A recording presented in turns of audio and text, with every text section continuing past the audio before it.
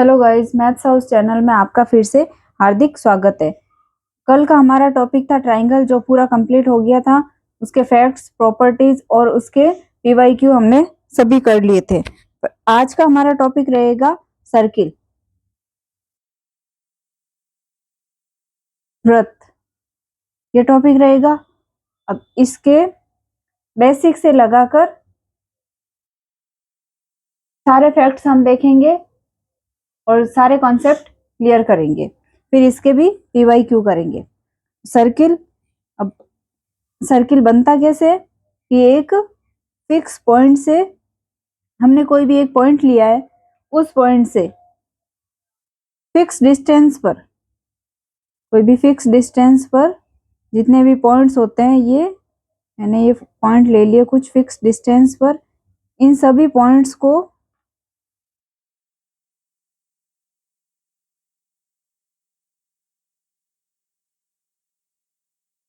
ये मैं बिल्कुल छोटे बच्चों का जीरो लेवल से मैं बता रही हूँ आपको, इसलिए इस टाइप से सर्किल बनाकर बता रही हूँ। एक फिक्स पॉइंट से फिक्स डिस्टेंस पर जो भी जितने भी पॉइंट्स है, उन पॉइंट्स को, ये आपको अब सारे ये पॉइंट्स दिख रहे हैं, इन पॉइंट्स को मिलाने पर, इन पॉइंट्स को सभी को मिला दो तो ये क्या बन गया हमारा सर्किल। अब इस सर्किल में जो ये फिक्स पॉइंट है, ये फिक्स पॉइंट हमने लिया है, वो इस सर्किल का क्या हो गया, सेंटर। और इस फिक्स पॉइंट से जो ये हमने फिक्स डिस्टेंस ली है, ये यहाँ से यहाँ तक, ये क्या हो गई इसकी रेडियस, त्रिज्या। जो ये पॉइंट है, ये तो है सेंटर ओ, इस सेंटर को ओ नाम दे दिया। और ये जो ओ से ये ए, ये हमारी हो गई रेडियस।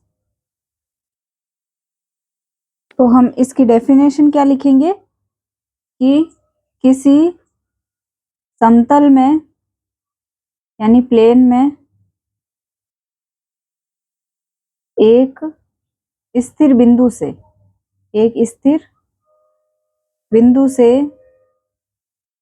समान दूरी समान दूरी पर स्थित सभी बिंदुओं को मिलाने से बनी आकृति वृत्त कहलाती है। बनी आकृति को वृत्त कहते हैं। इसमें ओ क्या हो गया, ये हो गया इसका वृत्त का केंद्र, और इसमें ओ ए क्या हो गई, वृत्त की त्रिज्या। अब हम देखेंगे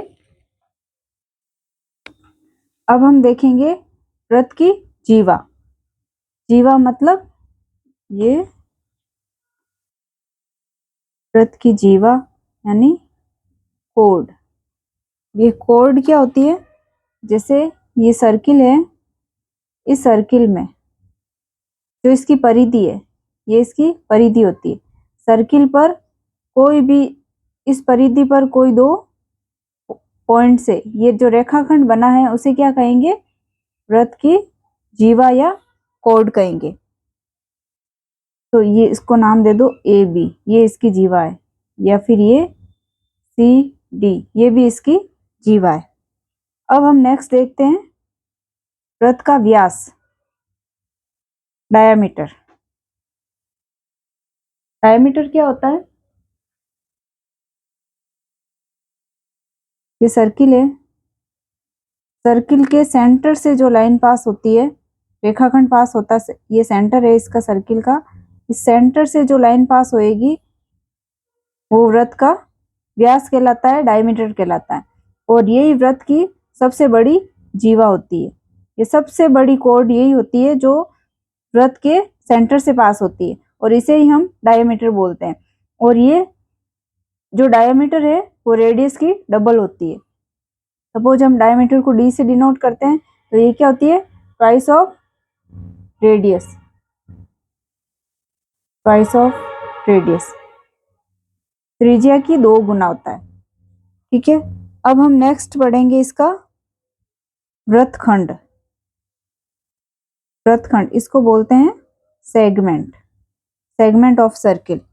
सर्किल का सेगमेंट क्या होता है, जैसे हमने ये सर्किल बना लेते हैं हम, ये एक सर्किल बनाया तो इसके ये एक हमने इसमें एक हमने जीवा बना दी, जीवा मीन्स कोड, ये एक कोड बना दी ए बी, ये हमने सर्किल में कहीं पर भी बना दी। तो इसके अंदर हम देख रहे हैं कि दो दो पार्ट में सर्किल डिवाइड हो गया, ये 2 पार्ट में हुआ, एक तो स्मॉल पार्ट में हो गया और एक ये बड़ा वाला पार्ट हो गया। तो इसमें जो ये छोटा वाला आर्क और ये जीवा ये दोनों मिल रहे हैं, तो ये वाली हो गई हमारा लघु वृत्तखंड, लघु वृत्तखंड, स्मॉल सेगमेंट। और ये जो बड़ा वाला पार्ट बच रहा है, ये बड़ा वाला पार्ट है, इस ए बी एक जीवा से ये जो बचा हुआ वापस पार्ट है, ये बड़ा ये चाप कट रहा है, ये आर्क, तो ये हो गया हमारा दीर्घ वृत्तखंड, लार्ज सेगमेंट, ये हो गए सेगमेंट। अब ऐसे ही हम देखते हैं त्रिज्यीय खंड। ये तो देखो वृत्तखंड मतलब वृत्त के पार्ट की, सर्किल के पार्ट की, ये हो गए वृत्तखंड। और त्रिज्यीय खंड यानी त्रिज्या के पार्ट करने, त्रिज्या के खंड करने। त्रिज्यीय खंड को इंग्लिश में कहेंगे सेक्टर।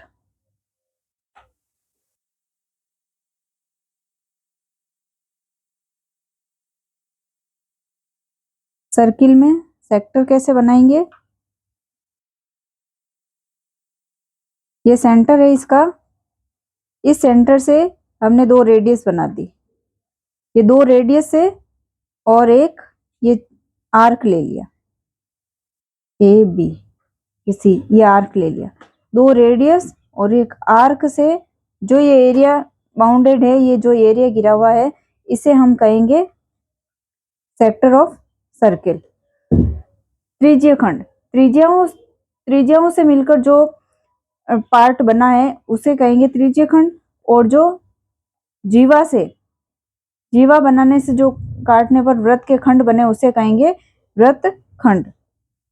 ये हो गया त्रिज्यीय खंड, ये हो गया वृत्तखंड। अब सर्कमफेरेंस तो हमें पता ही है, ये परिधि जो वृत्त की बाउंड्री होती है उसे हम कहेंगे परिधि, circumference. Circumference circumference circumference of circle यानी परिधि। अब ये परिधि क्या होती है, जो पूरी सर्किल की जो बाउंड्री होती है वो परिधि होती है, यानी वृत्त का एक पूरा चक्कर करने में जो टोटल डिस्टेंस होगी, ये सर्किल, ये बाउंड्री, एक सर्किल हमने ये कंप्लीट किया तो ये जो पूरा चक्कर करने में जो हमें जो टोटल डिस्टेंस लगी वो क्या होती है, उसकी परिधि होती है। और परिधि को ये हो गई परिधि पूरी, और ये परिधि क्या होती है 2 पाई r।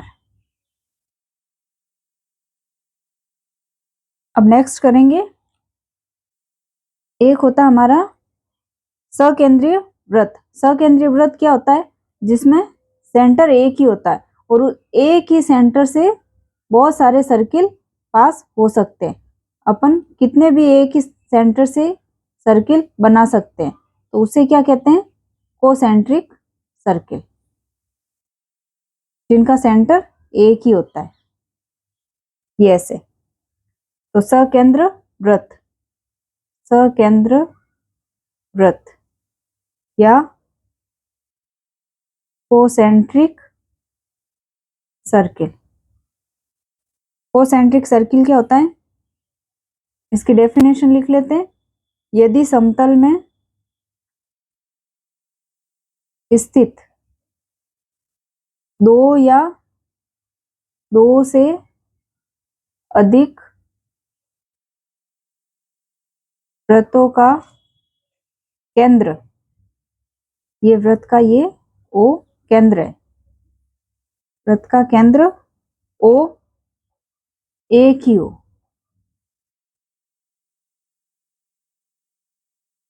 तो ये वृत्त क्या कहलाते हैं? सकेंद्र वृत्त कहलाते हैं।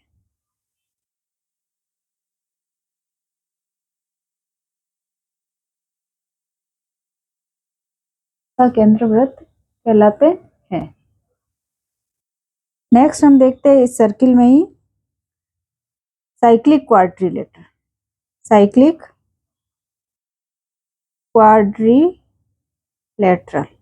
साइक्लिक क्वाड्रिलेटरल क्या होता है? चक्रीय चतुर्भुज क्या होता है? चक्रीय चतुर्भुज। ये देखो, अगर हमने कोई क्वाड्रिलेटरल बनाया, ये अगर इसके जो चारों शीर्ष है, वर्टेक्स है, ये सारे के सारे एक सर्किल को टच कर रहे हैं, सर्किल को टच कर रहे हैं, तो ये क्या हो जाएगा? ये चारों शीर्ष इस क्वाड्रिलेटरल को, चतुर्भुज के शीर्ष को टच करने चाहिए। तो जो ये ए बी सी और ये डी, ये क्वाड्रिलेटरल है और ये इसके ऊपर सर्किल बना हुआ है, तो शीर्ष को टच कर रहा है, तो उसे क्या कहेंगे? चक्रीय चतुर्भुज कहेंगे। अब चक्रीय चतुर्भुज में क्या होता है? जो इसके सम्मुख कोण है, ये और इसका सम्मुख कोण ये, इन सम्मुख कोण का जो सम होता है वो 180 डिग्री होता है। जैसे angle A plus angle C, ये कितना होगा? 180 डिग्री, और angle B plus angle D क्या होएगा? ये 180 डिग्री। ये इंपॉर्टेंट फैक्ट है, इसके बेस क्वेश्चन पूछे जाते हैं।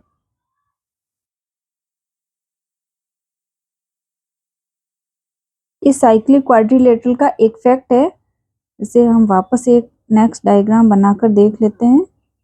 इंपॉर्टेंट फैक्ट है, ये एक हमने साइक्लिक क्वाड्रिलेटरल बनाया, ये सर्किल बना दिया इस पर।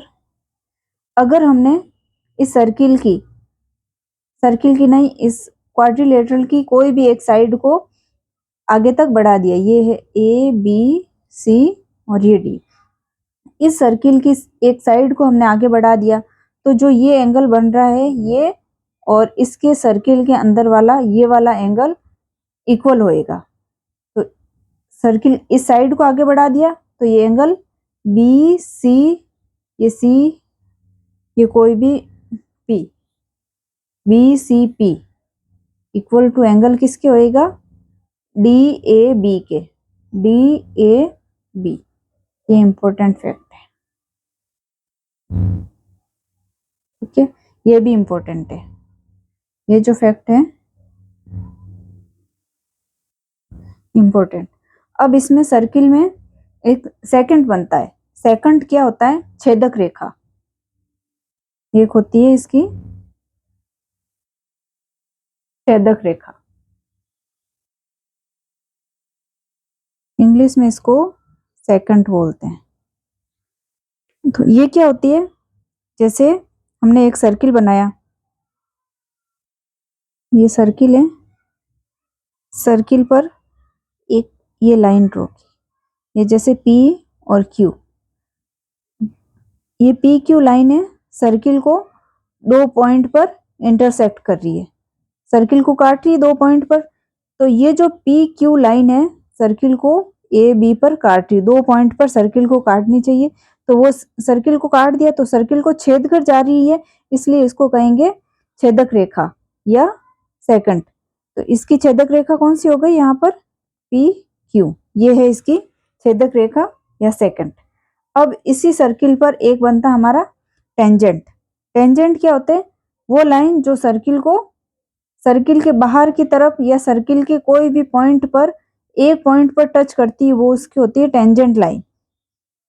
जैसे हम इसी सर्किल पर मैं बना दूं, ये सर्किल के एक पॉइंट पर टच करती है, टेंजेंट लाइन एक पॉइंट पर टच करेगी सर्किल को, और जो छेदक रेखा है वो 2 पॉइंट पर टच करेगी। ये हो गई इसकी T, हमने ये PQRS इसको नाम दे दिया। तो ये हो गई RS, तो इसकी हो गई स्पर्श रेखा, या इसको कहेंगे हम टेंजेंट। टेंजेंट लाइन हो गई, और T इसका टेंजेंट पॉइंट हो गया, स्पर्श बिंदु हो गया। ये T क्या हो गया? स्पर्श बिंदु। टेंजेंट, ये तो टेंजेंट लाइन है, और ये है टेंजेंट पॉइंट।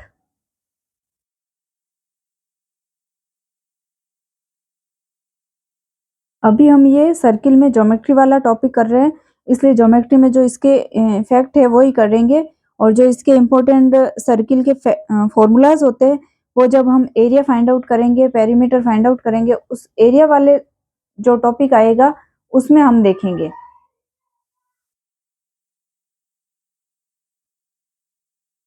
इस सर्किल के टॉपिक में आज हम इतना ही करेंगे, और इसके बाद में नेक्स्ट टॉपिक हमारा सर्किल में ही इसकी इम्पोर्टेंट थ्योरम्स करेंगे। नेक्स्ट वीडियो में इसकी थ्योरम्स हम कंप्लीट कर लेंगे, और उसके बाद हम इसके अगले वीडियो में हम इसके PYQ करेंगे। जितने भी इम्पोर्टेंट PYQ बनते हैं या जो आए हुए क्वेश्चंस हैं वो हम करेंगे। तो आप मेरे चैनल पर बने रहे। मेरे चैनल का नाम है मैथ्स हाउस, और उसे सब्सक्राइब कीजिए और आगे भी शेयर कीजिए। तब तक के लिए थैंक यू।